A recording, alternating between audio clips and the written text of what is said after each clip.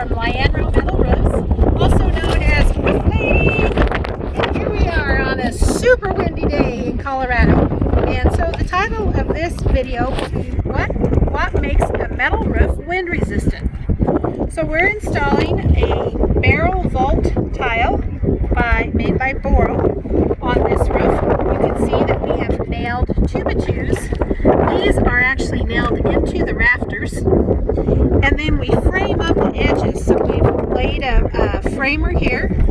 And when the panel comes across, it'll come up and bend up. And then the same thing at the ridge. The panel comes up, bends up, and then the cap goes over top.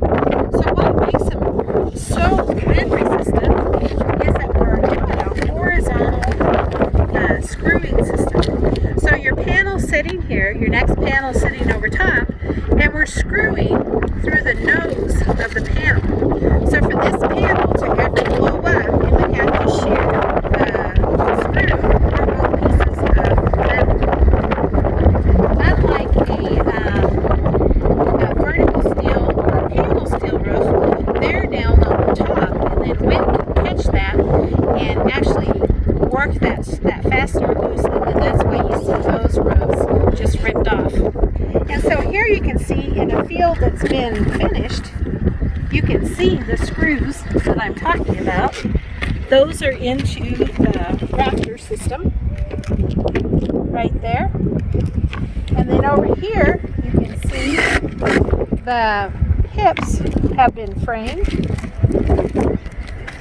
They're ready for the panels to be cut and bent up.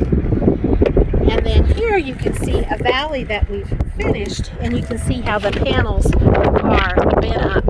Then you have a nice round cap that'll go down over top of that. So there's no way for any wind to get up underneath the roof.